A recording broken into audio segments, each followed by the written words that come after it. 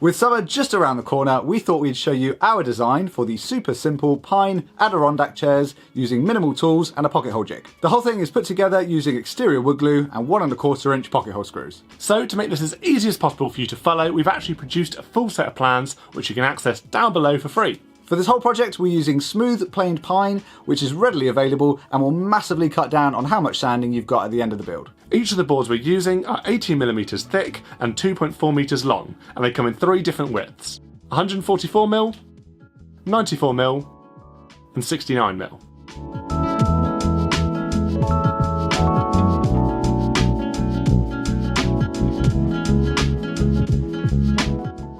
First up, you want to cut all your timber to size, and you can do this using a panel saw or a jigsaw if you prefer. There's a full cut list included in the plans for you to check out.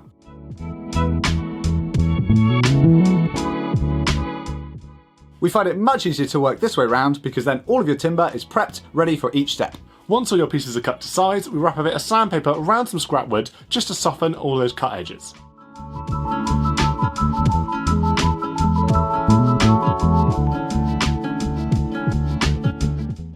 The first part of the chair we're going to focus on is the legs. Each leg is made of 2 pieces of those wide pine boards, and here you can see us marking some chamfers on the front leg and an angle on the back leg just so it sits nicely on the floor.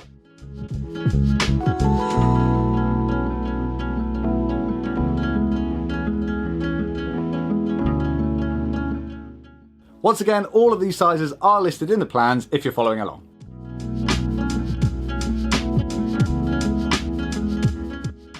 To join these together, we're using outdoor wood glue and screws.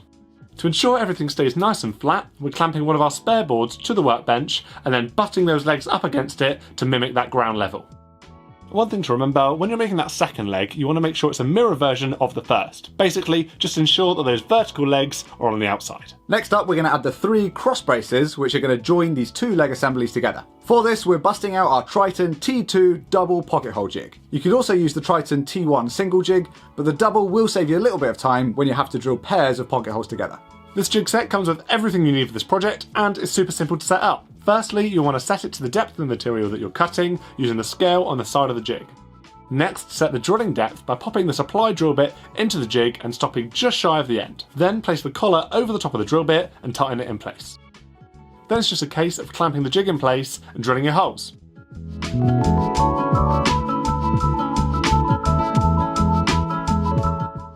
Just a quick tip, it helps to use the fastest setting on your drill to prevent tear out.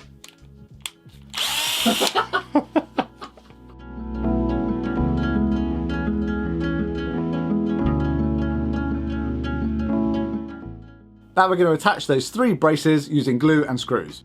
To save us from having to fill loads of holes later, we're putting the pocket holes on the hidden face wherever possible.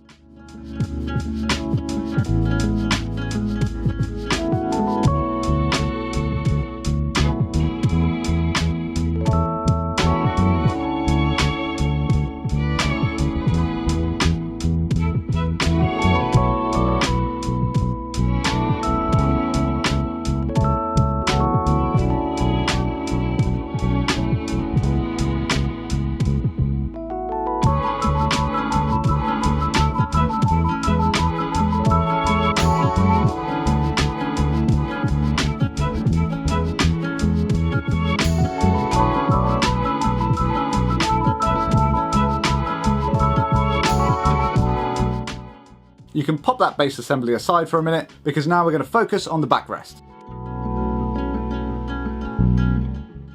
We wanted this to be a little bit comfier than just a flat piece of wood, so we're going to add a gentle curve to the back. To mark out this curve on the back braces, a simple method is to use 2 screws and something flexible like a long ruler or a thin strip of wood to mark out that arc onto the wood. To cut these curves, we used our jigsaw. We wanted these chairs to have a nice reclined seating position, so we cut the curve of the bottom brace with a slight angle. On the bottom of the Triton jigsaw, there's a quick release lever, meaning you can angle that base plate. We went for a 10 to 15 degree angle.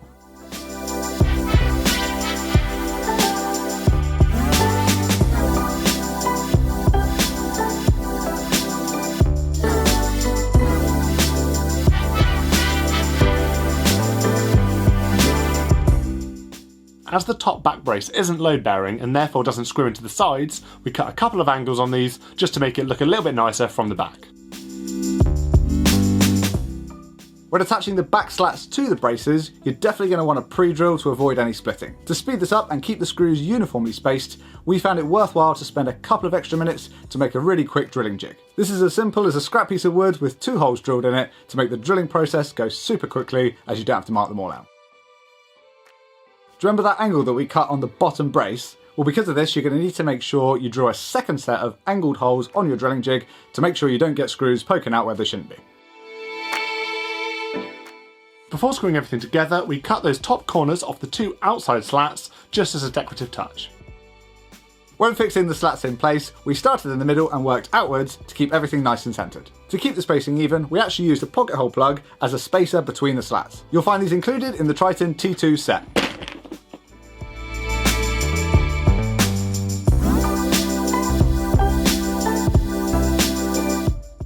To attach the backrest to the base, glue and screw the bottom brace to the back legs.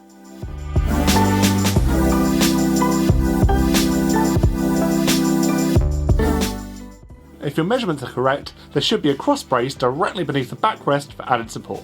Just a quick note, the back is pretty unstable at the moment because it's just held in place with those 4 screws, so just be a bit gentle with it until the arms are in place. Next up is to get the seat slats screwed in place, and once again we've pre-drilled each of these to prevent splitting.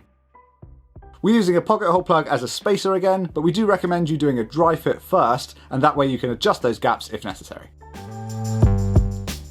The last step of the build is to attach some arms, but to make sure these are super sturdy, we're going to fix some arm supports in place using more pocket holes.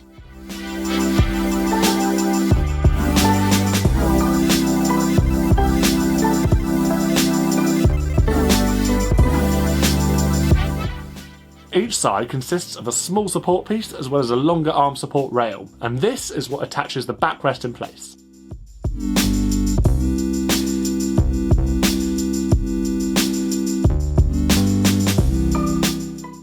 To make sure that these support pieces stay flush with the top of the front leg, we found that it helps to clamp the arm in place.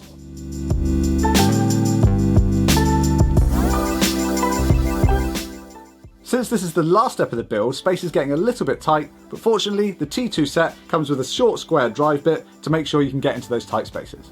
Chuck this up in your drill and then use it to attach the arms to the arm support pieces.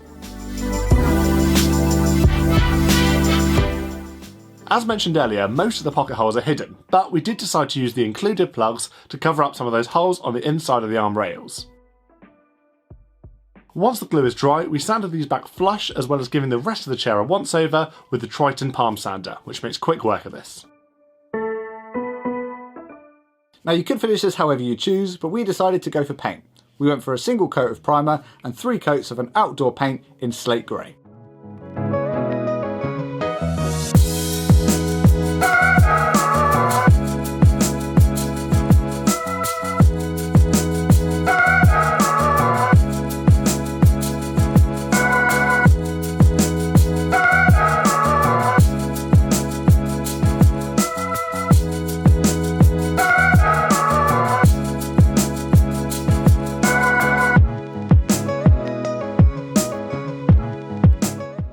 So there you go, there's our design for a simple Adirondack chair. By using that smooth plain pine and following the plans, this is pretty manageable to do in a single day. The Triton T2 pocket hole jig makes the whole process super speedy and produces some really strong joints. To give it some context, I weigh 12.5 stone. and I'm 16. Whether you're a beginner with just a couple of tools or you've got a fully kitted out workshop, this is a really fun project to do and it's great to get you set up ready for summer. Thanks for watching, we'll see you next time.